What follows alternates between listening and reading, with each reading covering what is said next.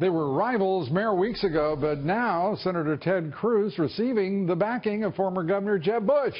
The Bush endorsement adds to the growing list of establishment figures rallying behind Cruz, including his brother Neil Bush, who's on the Finance Committee for Senator Cruz, leaving little doubt who they want as candidate for president.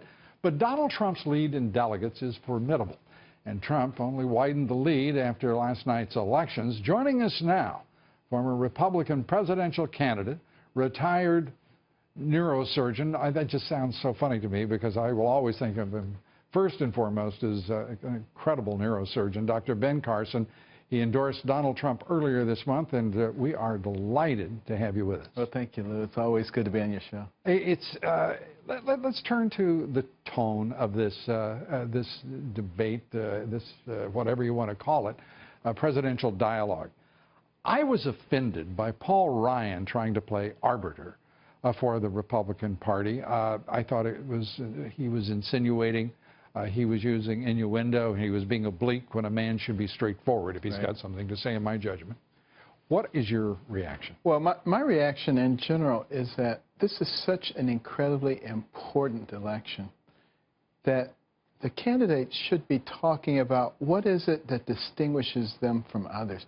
What is their policy? You know, as I was in the process early on, it was so hard to get anybody to talk about policy. They just wanted to talk about each other. Well, it didn't get any better later, did it? And you know, the level of maturity that is manifested, or lack of maturity, is really quite appalling when you consider the kinds of problems that we're facing in our country right now. Does anyone talk about the fiscal gap? Right. No, most people have no idea what you're even talking about. In all seriousness, Donald Trump has spent more time talking about $19 trillion than any other candidate outside of one who has since withdrawn from the field. That's true, and I did try to stick to the issues, and you see where it got me. So. Well, what's that old saying? You know, that if you can't give a very good sermon if you don't keep them in the pews. And it's a very delicate balance. I mean, I commiserate with you in what you're trying to do. Yeah.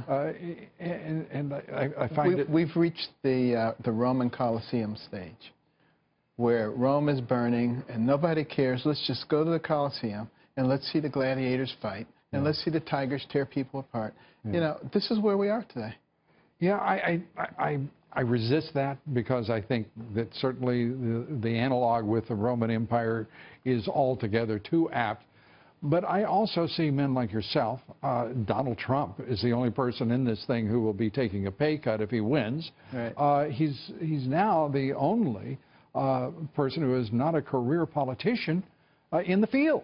Yeah, and I've had a chance. That speaks highly of. I've had a chance to sit down and have a heart-to-heart conversation with him. And he really does care about America. He really does want us to be successful. And he also wants to be successful. He wants to be a successful president. So he's not going to be doing crazy stuff, believe me. Yeah. He's going to surround himself with people who really know how to get things done. And he's not going to try to micromanage everything. If you think about it, the Trump empire is huge. Right. And it's very successful, and there are a lot of people involved. And believe me, he doesn't micromanage them. And I've had a chance to talk to a lot of his employees and former employees. It's very hard to find anybody who has anything bad to say about him. That tells you a lot. You look at his children and how well they manage. Yeah. It tells you a lot about a person. His family is a wonderful badge for him. I couldn't agree with you more. And each of them seems so talented and responsible and right in lockstep with their father. Right. One of the other things about Donald Trump, which most people don't know, and he doesn't brag about it, but, you know, in the early 90s when he came down to Palm Beach, you know, many of the private clubs did not treat Jews and blacks appropriately. Donald Trump was a real warrior on behalf of the blacks and the Jews to open that situation up. Yeah, he's a fascinating fellow. You got lots of fascinating folks in this race. Your sense as to his, first of all, I wanted to comment about one thing, calling Jeb Bush low energy early on. It was an interesting thing to do. It was devastating to Jeb Bush, I'm sure, but it also reminded you of how much energy Donald Trump has. I mean, you guys are working 24/7. Yeah. It's I can remarkable. tell you, I don't think most people have any concept of what it takes. Yeah. You know, getting up early every morning, going to bed late every night, sometimes 2 or 3 states in one day, Now, all kinds of I rallies. hear vice presidents don't have to work as hard. Any interest? My interest really is saving America for the next generation. You know, my whole career was about, you know, the children. That's what I'm about now. And I don't require a fancy title or position in order to do that.